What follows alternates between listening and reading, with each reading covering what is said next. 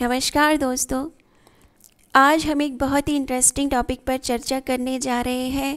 भारत में बॉर्डर तथा coastal districts में एनसीसी का एक्सपेंशन। देखिए, आप में से बहुत सारे लोग एनसीसी से जुड़े रहे होंगे और मैं खुद भी एनसीसी कैडेट रही हूँ। मुझे लगता है सभी स्टूडेंट्स को एनसीसी ज्वाइन अवश्य करना चाहिए।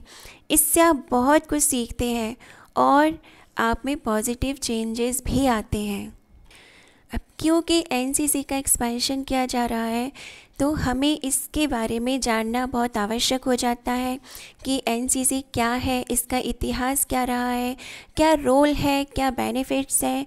सारी चीज़ें आपको इस वीडियो में मालूम होंगी। चलिए हम शुरू करते हैं। तो देखिए, प्रधानमंत्री जी ने 74वें स्वतंत्रता दिवस पर ये घोषणा की थी कि वो एनसीसी का एक्सपेंशन करेंगे। अब मिनिस्ट्री ऑफ डिफेंस ने ये अप्रूवल भी दे दिया है कि बॉर्डर तथा कोस्टल डिस्ट्रिक्ट्स में एनसीसी का एक्सपेंशन होगा। तो एक्सपेंशन में 1 लाख कैडेट्स जो है 173 बॉर्डर तथा कोस्टल डिस्ट्रिक्ट से, ये रहा कोस्टल पार्ट सदर्न में और भारत के मैप में ये नदर्न पार्ट में रहा बॉर्डर। तो यहाँ पे जितने भी डिस्ट्रिक्ट्स आएंगे, राइट, जैसे गुजरात का थोड़ा सा पार्ट है, राजस्थान, पंजाब, लद्दाख, जम्मू कश्मीर, ये सारे जो इलाके हैं, यहाँ पे जो ज़िले आएंगे उनमें तथा यहाँ कोस्टल पार्ट में यहाँ के जो ज़िले होंगे, यहाँ के एनसीसी कैडेट्स का एक्सपेंशन किया जा रहा है। और ये इस एक्सपेंशन में 1 लाख कैडेट्स में से 1/3 गर्ल्स होना ज़रूरी है। ये एक्सपेंशन प्लान किसकी सहायता से इम्प्लीमेंट होगा? राज्यों की। चलिए देखते हैं कि आर्मी जो है वो बॉर्डर एरिया में कैडेट्स को ट्रेनिंग प्रोवाइड करेगी, कोस्टल एरिया के कैडेट्स को नेवी प्रोवाइड करेगी ट्रेनिंग, और जो एयरफोर्स स्टेशन के करीब होंगे उन्हें इंडियन एयरफोर्स ट्रेनिंग देगी। इससे बेनिफिट्स क्या होंगे? देखिए, सबसे पहली बात तो जो कैडेट्स यहाँ होंगे कोस्टल पार्ट्स में, इन्हें यहाँ पे देखिए ये रहा, यहाँ के जो लोग होंगे उनको समुद्री ज्ञान, या देखिए ये है अरेबियन सी और यहाँ पे बे ऑफ बंगाल। तो नेवी इसका एडवांटेज ले सकती है क्योंकि यहाँ के लोगों को इनका समुद्र का ज्ञान थोड़ा बहुत तो होगा ही होगा, राइट। इसी तरह जो बॉर्डर एरिया है, यहाँ के लोग इस चीज़ से फैमिलियर होंगे, तो ये एडवांटेजेस भी ले सकती है आर्मी। और दूसरी बात कि जो यूथ है वो डिज़ास्टर मैनेजमेंट में अपना बढ़ चढ़ के योगदान दे सकेंगे। साथ ही साथ जो यूथ है वो अपना कैरियर भी बना पाएंगे नेवी में, एयरफोर्स में और आर्मी में। देखिए, मैंने कहा था कि एनसीसी में बहुत सारी चीज़ें सीखने को मिलती हैं, कई सारे कैंप ऑर्गेनाइज किए जाते हैं। तो स्टूडेंट्स में नेशनलिज्म की भावना भी डेवलप होगी। एनसीसी का मोटो है unity and discipline, unity and discipline. तो स्टूडेंट लाइफ में ही उनमें यूनिटी और डिसिप्लिन में रहने की भावना भी आएगी, तो एक सपोर्टिंग रोल प्ले करेंगे वो आर्म्ड फोर्स में। ये इसके बेनिफिट्स हैं। देखते हैं रोल क्या होता है एनसीसी का। देखिए, देश में ऐसी कई बार इमरजेंसी सिचुएशंस आई हैं जहाँ पर एनसीसी कैडेट्स ने बहुत अहम भूमिका निभाई है। चाहे वो इंडो पाकिस्तान वॉर हो 1965 का, या बांग्लादेश और पाकिस्तान का वॉर हो ये 1971 का, एनसीसी कैडेट्स ने अपना बहुत इम्पोर्टेंट रोल प्ले किया है इसमें। इसको सेकंड लाइन ऑफ डिफेंस भी कहा जाता है। जब ये वार था 1965 का, तब एनसीसी कैडेट्स ने ऑर्डिनेंस फैक्ट्री होती है उसको असिस्ट किया था। बहुत सारे हथियार लेकर हमारे सोल्जर्स को पहुंचाए थे और अपना किरदार निभाया था एक बहुत बेहतरीन। साथ ही साथ पेट्रोलिंग का काम भी किया था। तो इसलिए एनसीसी बहुत इम्पॉर्टेंट है। फिर और भी हम देखते हैं कि स्वच्छता अभियान में भी एनसीसी कैडेट्स ने बहुत अच्छा प्रदर्शन किया था, अवेयरनेस फैलाई थी लोगों में। एड्स अवेयरनेस में भी अच्छा योगदान दिया है, चाहे वो डिजिटल लिटरेसी हो या immunisation, tree plantation, anti drug campaign और वाटर कंजर्वेशन। ऐसे बहुत सारे कैंपेन्स हैं जो एनसीसी कैडेट्स द्वारा किए गए हैं। तो एनसीसी कैडेट्स जो स्कीम्स होती हैं गवर्नमेंट की भी, कुछ जो सोशल सर्विसेज होती हैं उसमें भी बहुत हेल्प करते हैं। और अभी प्रेजेंट सिनेरियो में देखते हैं कि 60,000 एनसीसी कैडेट्स डिप्लॉय किए गए। किस चीज़ के लिए?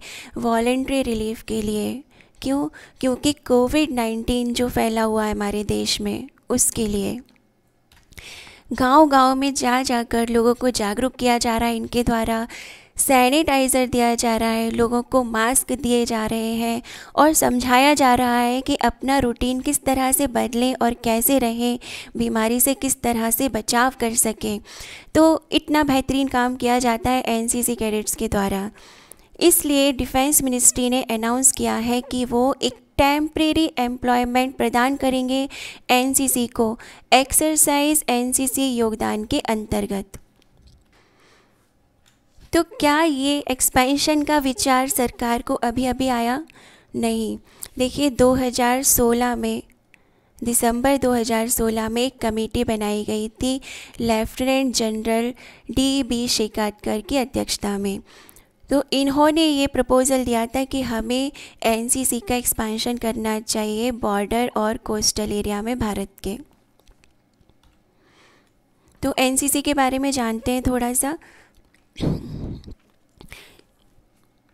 इसका फॉर्मेशन हुआ था 1948 में और किसकी अध्यक्षता में इसकी कमेटी बनी गई थी? एच.एन. कुंजरू की कमेटी बनाई थी 1946 में। उन्होंने रिकमेंड किया था कि हमारे यहाँ एक नेशनल कैडेट कॉर्प होनी चाहिए। एनसीसी का हेडक्वार्टर नई दिल्ली में है और इसका मोटो है यूनिटी एंड डिसिप्लिन, यानी कि एकता और अनुशासन। ये वॉलेंट्री सर्विस है, स्कूल और कॉलेज स्टूडेंट्स के लिए रहती है। ट्राई सर्विस ऑर्गेनाइजेशन है, राइट, हमने ये डिस्कस कर लिया है। आर्मी, नेवी और एयर विंग्स के लिए होती है, जो कि युद्ध में डिसिप्लिन और राष्ट्रीयता की भावना को जगाती है। देखिए, मिनिस्ट्री ऑफ डिफेंस के अंतर्गत ये काम करती है। इसके हेड डायरेक्टर जनरल होते हैं 3 स्टार मिलिट्री रैंक के। तो करंट में कौन है? लेफ्टिनेंट जनरल राजीव चोपड़ा जी इसके हेड हैं अभी। अब हम इसकी हिस्ट्री देखेंगे कि एनसीसी की स्थापना एक्चुअली हुई कैसे। तो सबसे पहले ब्रिटिश इरा में, है ना, ब्रिटिश काल में यूनिवर्सिटी कॉर्प नाम से एक संस्था का गठन किया गया था इंडियन डिफेंस एक्ट 1917 के तहत, जिसमें क्या देखो इस वक्त पे क्या था, वर्ल्ड वॉर 1 चल रहा था।